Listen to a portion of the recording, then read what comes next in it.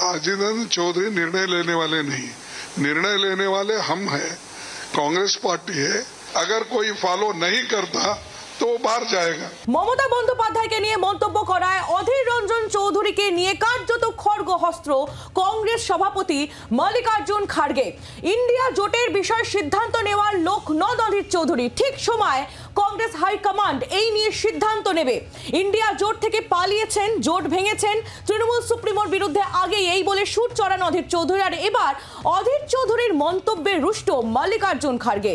হাইকমান্ডের নির্দেশ না মানলে বেরিয়ে যেতে হবে। প্রদেশ কংগ্রেস সভাপতিকে কড়া বার্তা। জাতীয় কংগ্রেস সভাপতির কি বলেছেন মল্লিকার্জুন খাড়গে, শুরুতেই শোনাবো আপনাদের।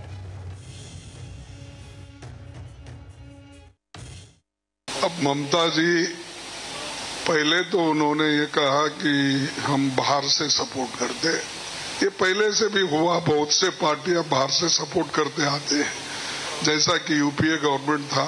लेकिन रिसेंटली और एक स्टेटमेंट उनका आया है कि अगर सरकार बनती है तो सरकार में हम शामिल हो जाएंगे। तो नेचुरली वो गठबंधन के साथ है, ये स्पष्ट है। अब रही बात अधीर रंजन चौधरी की, अधीर रंजन चौधरी निर्णय लेने वाले नहीं, निर्णय लेने वाले हम हैं, कांग्रेस पार्टी है, हाईकमांड है, इसीलिए वो हम जो निर्णय लेंगे वही सही होगा। मैंने कहा कि हाईकमांड हम हैं, हम जो तय करेंगे फॉलो करें, अगर कोई फॉलो नहीं करता तो बाहर जाएगा। আপনারা শুনলেন কংগ্রেস সভাপতি, কংগ্রেসের জাতীয় কংগ্রেস সভাপতি মল্লিকার্জুন খাড়গে তার বক্তব্য, এবং তিনি বলছেন হাইকমান্ডের নির্দেশ না মানলে বেরিয়ে যেতে হবে। অধীর রঞ্জন চৌধুরীর উদ্দেশ্যে একেবারে কড়া বার্তা। মমতা বন্দ্যোপাধ্যায়কে নিয়ে মন্তব্য করায় অধীর চৌধুরীকে নিয়ে কার্যত খড়গহস্ত মল্লিকার্জুন খাড়গে। রাজীব চক্রবর্তী আমাদের প্রতিনিধি রয়েছেন আমাদের সঙ্গে সরাসরি। রাজীব, ঠিক কি প্রসঙ্গে আজ মল্লিকার্জুন খাড়গে এই বার্তা এবং একেবারে সরাসরি অধীর রঞ্জন চৌধুরীকে নিশানা, নির্দেশ না মানলে, হাইকমান্ডের নির্দেশ না মানলে বেরিয়ে যেতে হবে?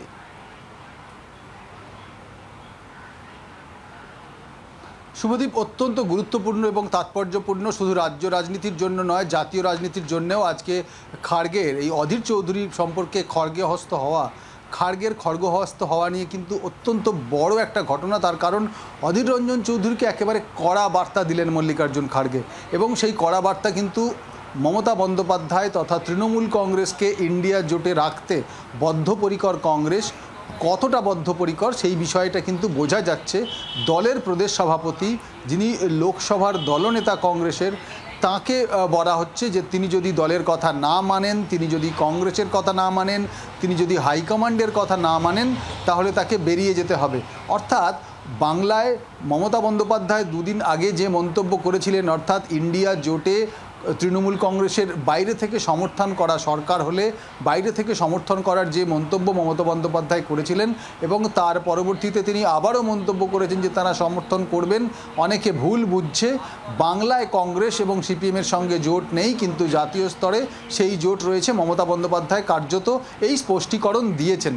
তার পরবর্তীতে অধীর রঞ্জন চৌধুরী তাকে কটাক্ষ করেছেন, আর জানিয়ে কিন্তু আজকে প্রশ্ন করা হয়েছিল মুম্বাইতে ইন্ডিয়া জোটের যৌথ সাংবাদিক সম্মেলন ছিল, সেখানে কংগ্রেস সভাপতি মল্লিকার্জুন খাড়গে উপস্থিত হয়েছেন, আর সেখানেই সাংবাদিকরা এই প্রশ্ন করার পরে একেবারে অধীর চৌধুরী সম্পর্কে কিন্তু তিনি কার্যত তাকে দেখা গেল খড়গহস্ত হতে। এবং তিনি যে বার্তা দিলেন সেই বার্তাতে একটা বিষয় স্পষ্ট, যে প্রয়োজনে অধীর রঞ্জন চৌধুরীকে হারাতেও তারা রাজি রয়েছেন, কিন্তু মমতা বন্দ্যোপাধ্যায়কে নন।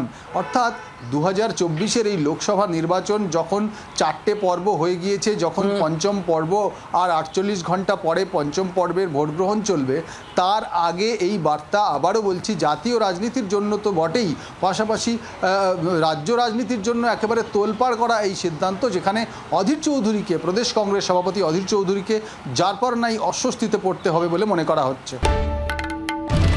বাংলার আওয়াজ, বাঙালির আবেগ, জি 24 ঘন্টা।